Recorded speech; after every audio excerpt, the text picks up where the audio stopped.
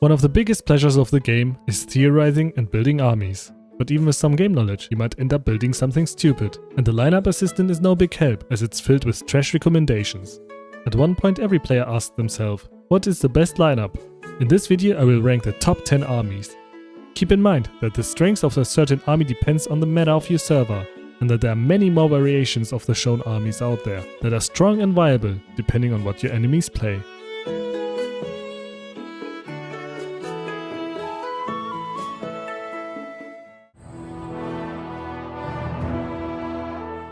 Long before the official launch, the Heroic Heartbond was one of the strongest armies in the game. Of course, the developers couldn't let such an easily accessible army dominate the meta. So they nerfed it to the ground, especially my boy Spartacus. Now, the bond is a shadow of its old glory, but still decent for early game PvE. The African bond was never on my radar, until one day I saw this interesting setup by Rooster. Check out his videos, link in the description. Basically, you give both Nzinga and Mansa Musa initiative, so they apply evade and exhaust before the enemy can burst you. It can be a decent counter to many meta armies, but it draws most of the time and is very vulnerable to total blockade. The Women of Times bond with Int Boudica as captain is decent and will get much stronger in Season 2 with the Season 2 Int damage skill Scorching Sun. I might anger some people with this take, but I feel like Richard is a little overrated, and his rather expensive bond, while decent, does not belong in the top 10. The last and in my opinion best honorable mention, draw armies. Take 2 of the following 5 survival support heroes, Sun Tzu, Caesar, Cleopatra, Seondeok or Dido, and add either a damage captain or a damage vanguard to the lineup. And voila, you get yourself an army that draws often but loses less militia than the enemy. With Queen Elizabeth from Season 2 as vanguard, this army will be even stronger. I might be a little biased, because I'm from Germany, but with the right setup, the German bond is a decent army.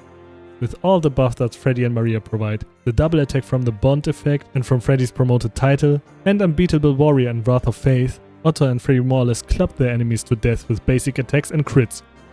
Without a perfect setup, the army feels lackluster though.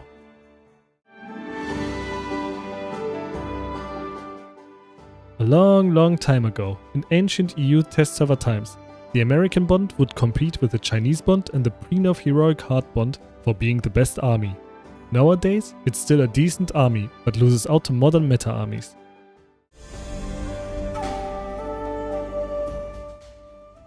Oda has always been held back by the 2 other heroes in the Japanese bond, and outside of that was mostly the butt of wacky experiments, such as the Alexander Eliano Oda army. Turns out, he's a great vanguard in survival armies, even if the comp has barely any active skills. With either Lepidus, Charlemagne or Alexander as captain, and Caesar or Sun Tzu as center, Oda can hold his ground against many armies that are higher in this tier list.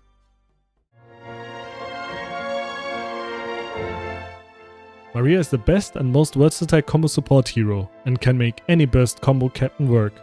Just mix any good combo captain, such as Gilgamesh, Richard or double-titled Tomiris, with a good burst support, such as Qin Shi Huang, Sun Tzu or Cleo, or a secondary damage dealer and combo support, such as Frederick if you play an attack combo captain, or Victoria if you have no other source of double attack, and you have mixed yourself a competitive combo army. I myself have such an army on my A48 account, and it rakes in good results.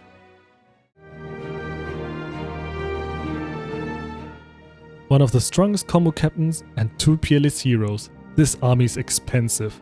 Even though this army is pretty strong, you will barely see it, as there are simply better and cheaper ways to use Qin Shi Huang. If you can consistently provide Pericles with damage procs, you will be the strongest hero in the game. Second to Qin Shi Huang, nobody's stronger than Qin Shi Huang. Unfortunately, this is not possible in Season 1. In Season 2, with the OP vanguard skill City Garrison, you can consistently get all your damage hits through counter on Mark's main skill, and thus being not reliant on active skills anymore. With City Garrison, this army is easily top 3, and that without needing a peerless hero.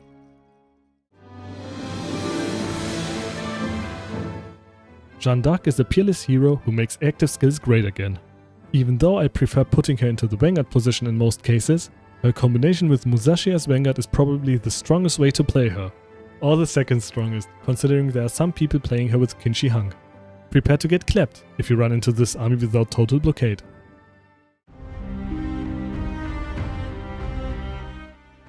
What happens if you put an uncontrollable damage dealer, the best healer, and the best Vanguard in the game into one bond?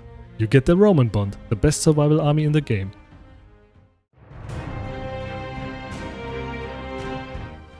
Metas may shift, but one army stays solid on top of the food chain.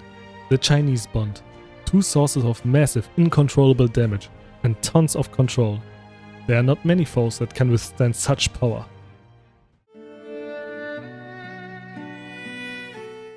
Double-titled Tomiris is the strongest and most underrated damage captain in the game.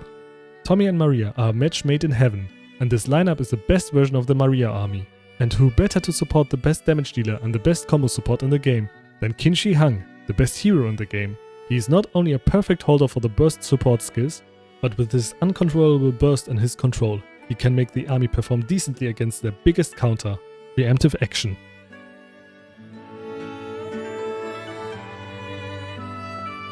These were my personal top 10 armies. If you have any questions or objections, feel free to ask in the comments.